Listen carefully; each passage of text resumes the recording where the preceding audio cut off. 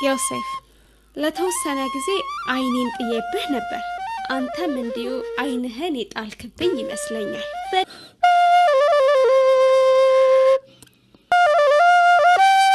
እኔ እርሶን ላገለግሎት እንዴት እችላለሁ እመቤቴ? እስኪ ዘዴላስ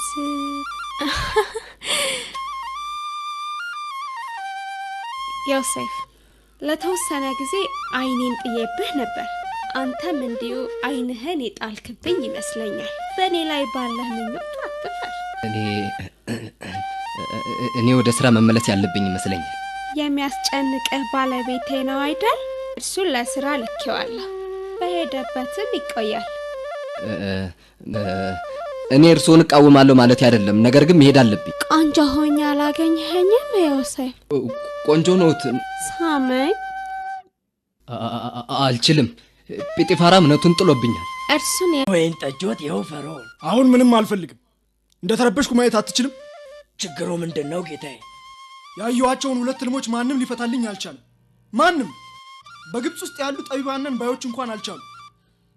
ጌታዬ ከ2 ዓመት በፊት ወይኔ ውስጥ በነበርኩበት ጊዜ ህልምን የመፍታት ስጦታ ያለው አንድ ሰው አግኝቼ ነበር። ምናልባት እርሱ በነገሮች ላይ ብርሃንን ሊያበራ ይችላል።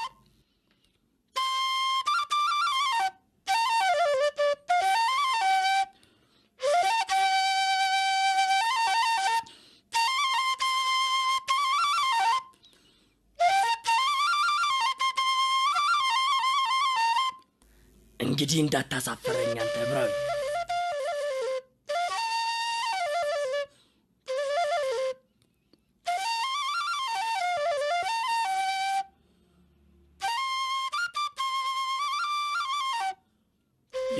ይህ ምልክት የግብጽ ከፍተኛ ገዢ መሆንህን የሚያመለክት አዲስ ሹመት ነው። ከኔ ቀጥለህ በመላው ግብጽ እጅግ ከፍተኛው ስልጣን ያለ ሰው ትሆናለህ።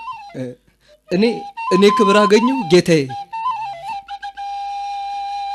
ፍቅር በስቶልኝ ከፍ ለ7 ዓመታት ዮሴፍ በግብጽ ምድር ሁሉ እህል እየሰበሰበ አለፈ። የክብርን ጥጋየ አምላኬ ተመስገን የወደድከኝ ጌታ። በኋላ ምዕራብ ጸና። ነገር ግን ለዮሴፍ ምስጋና ይድረሰውና ግብጽ ተዘጋጅታ ነበር። የከነዓን ሕዝብ ግን ተራበ። ወደ ግብጽ ውረዱና ለመንደራችን ስንገቡ በሕይወት ለመኖር ያለን ብቸኛ ተስፋ እርሱ ብቻ ነው።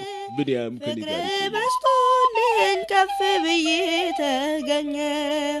በእግዚአብሔር ፈቃድ የክብርን ጥጋየ